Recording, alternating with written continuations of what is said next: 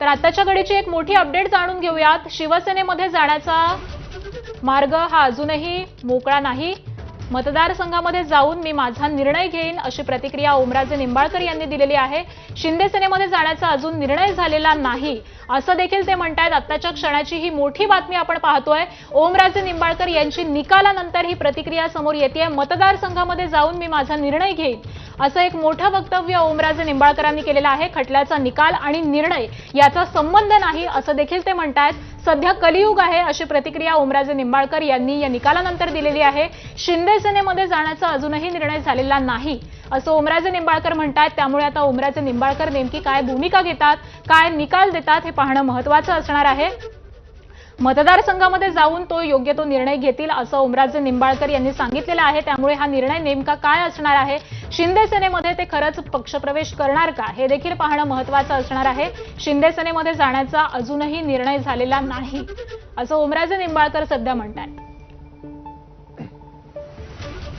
तर ओमराजे निंबाळकर यांनी बंड केलेला आहे अशा चर्चा आहेत। कोर्टाच्या बाहेर देखील ठाकरे सेनेचे अनेक कार्यकर्ते हे उपस्थित होते। जोरदार घोषणाबाजी त्यांच्याकडून करण्यात आलेली आहे आणि त्यानंतर ओमराजे निंबाळकर यांची ही पहिली प्रतिक्रिया सध्या समोर येतेय।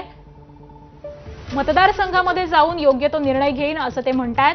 तर शिंदे सेनेमध्ये जाण्याचा निर्णय हा अजूनही झालेला नाहीये अशी एक मोठी प्रतिक्रिया ओमराजे निंबाळकर यांनी दिलेली आहे। यानंतर पुढची महत्त्वाची अपडेट, कोर्टाच्या निकालानंतर आपलं कोण कळलं असेल असं खासदार अनिल देसाई यांनी देखील म्हटलेलं आहे। ओमराजेंना परत यायचं असेल तर त्यांचा निर्णय उद्धव ठाकरे घेतील असं देखील अनिल देसाई म्हणतात। त्यामुळे एक प्रकारे अनिल देसाई यांनी ओमराजे निंबाळकर यांना उद्देशून ही प्रतिक्रिया दिलेली आहे। ओमराजे निंबाळकर यांनी बंड केलेला आहे आणि शिंदे सेनेमध्ये ते इतर 5 खासदारांच्या बरोबरीने पक्षप्रवेश करतील अशा चर्चा आहेत आणि त्याच वेळी या दोन्ही नेत्यांच्या या प्रतिक्रिया समोर येत आहेत।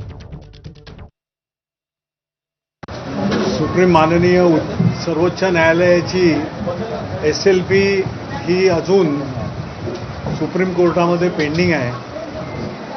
हे मला वाटतं ज्यांनी विधान केलं असेल त्यांना कदाचित माहीत नसेल आणि